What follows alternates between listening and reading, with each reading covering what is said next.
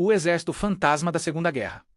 A maior ilusão que enganou Hitler e salvou milhares de vidas. Imagine um exército de 1.100 homens, mas a maioria eram artistas, designers, engenheiros de som, publicitários e atores que nunca disparou um tiro real contra o inimigo, mas ajudou a derrotar o Terceiro Reich. Eles carregavam tanques infláveis de borracha alto-falantes gigantes que imitavam o ronco de divisões inteiras, geradores de rádio falso e uma dose absurda de criatividade. Esse era o Exército Fantasma, a unidade mais surreal e genial da história militar americana na Segunda Guerra Mundial. Oficialmente chamada de 23 RG Headquarters Special Troops, essa tropa secreta operou entre 1944 e 1945 na Europa, participando de mais de 20 operações de engano tático. Seu maior feito? Contribuir para que os alemães acreditassem que o dia 16 de junho de 1944 era apenas uma distração, enquanto o verdadeiro golpe mortal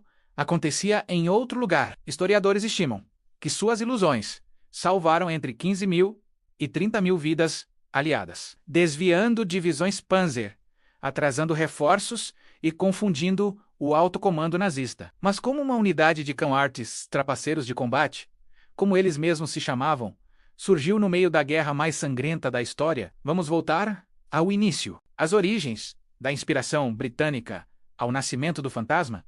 Tudo começou com os britânicos. Em 1942, durante a Segunda Batalha de El Alamein, no deserto do norte da África, os aliados usaram pela primeira vez enganos em grande escala. A Operação Bertrand envolveu tanques falsos feitos de madeira e lona, trilhas falsas no deserto e radiotráfego, inventado para fazer Romeu acreditar que o ataque principal viria de outro flanco. Funcionou. Os alemães caíram na armadilha e Montgomery venceu. Os americanos observaram e ficaram impressionados. Em 1943, dois oficiais, o coronel Billy Harris e o Major Ralph Ingersoll, ex-jornalista e editor da revista policial militar, propuseram algo similar, mas em escala maior e mais sofisticada. Uma unidade móvel de engano multimídia que pudesse simular divisões inteiras no campo de batalha europeu. O Exército dos Estados Unidos da América aprovou, em janeiro de 1944, a 23 RG Headquarters Special Troops foi ativada em Pine Camp, Nova York e hoje Fort Drum. Eles recrutaram gente fora do comum, estudantes de arte de Yale, Harvard e Pratt Institute, designers de moda, como o futuro estilista Bill Blass, pintores famosos Seomo, Ellsworth Kell e fotógrafos, engenheiros de som de rádio e até atores de teatro. O QI médio da unidade era estimado em 119, menos um dos mais altos do exército americano. Muitos eram do Army Specialized Training Program, ASTP, que treinava soldados para tarefas técnicas antes de serem realocados. A unidade era dividida em 4 batalhões principais: Visual Camouflage Engineers Company A, especialistas em infláveis e camuflagem; Sonic Deception Company B, mestres em som; Radio Deception Company C, operadores de rádio falso; Signal Company, Company D, coordenação e suporte. Eles tinham apenas armas leves, 50 caliber machine guns para defesa, porque sua missão não era lutar, era mentir. A arma secreta, infláveis, som e rádio arsenal do Exército Fantasma era de cinema. Tanques infláveis, feitos pela Rubber Reserve Company, a mesma que produzia pneus. Pesavam cerca de 45 kg e inflavam em minutos com compressores. De longe, especialmente de aviões de reconhecimento, pareciam Shermans reais. Eles pintavam sombras falsas para enganar fotos aéreas. Caminhões e artilharia falsos. Caminhões de 1 tonelada com estruturas de madeira cobertas de lona, pintadas para imitar veículos pesados. Carros de som.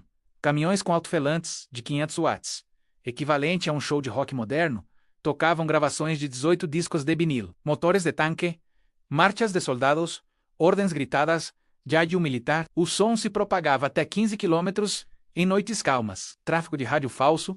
Operadores imitavam o estilo exato de cada divisão real, gírias, sotaques, códigos, até erros propositais para soar autêntico. Eles podiam simular 2 divisões completas, cerca de 30 mil homens, em poucas horas, movendo-se rapidamente para o próximo local. Operação Fortitude, o grande engano, antes do dia do primeiro grande teste, foi parte da Operação Bodyguard. O plano mestre de engano aliado para o dia dentro dela, a Operação Fortitude Divido Sei, em North e South. Fortitude North ameaçava uma invasão na Noruega, com exércitos fantasmas na Escócia. Fortitude South, a mais importante, convencia os alemães de que a invasão principal seria no Pas de Calais, o ponto mais próximo da Inglaterra e o mais lógico militarmente. Aqui entra a Operação Quicksilver Subparte Americana, criação do First United States Army Group FUSAG, um exército fantasma de 11 divisões fictícias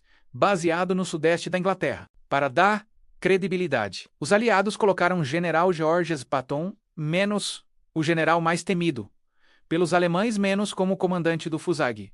Patton aparecia em público, inspecionando tropas infláveis, posando para fotos e vazando informações via agentes duplos. Tanques infláveis eram posicionados em campos abertos, visíveis de aviões alemães. Caminhões falsos criavam trilhas de poeira. Aviões de reconhecimento Luftwaffe fotografavam tudo e relatavam: os americanos estão concentrando forças no Pas de Calais. O exército fantasma não liderou Fortitude, que era mais britânica e estática, mas contribuiu com elementos visuais e sonoros na Inglaterra. Depois do dia D, sim, eles entraram em ação total. Após o dia D, 22 operações de campo.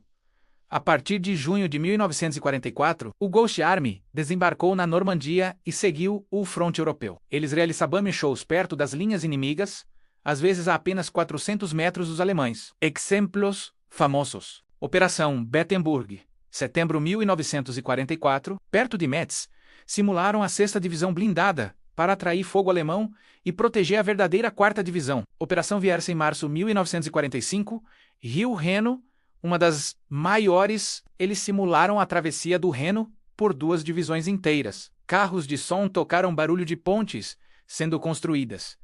Tanques infláveis marcharam.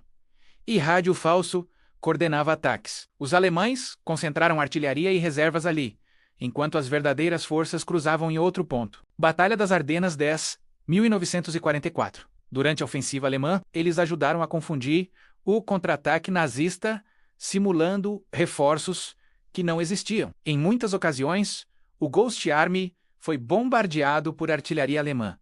Prova de que o engano funcionava. Eles sofreram baixa, cerca de 3 mortos e dezenas de feridos, mas nada comparado ao que uma divisão real teria sofrido. Os homens por trás da máscara que torna a história tão fascinante, são os indivíduos.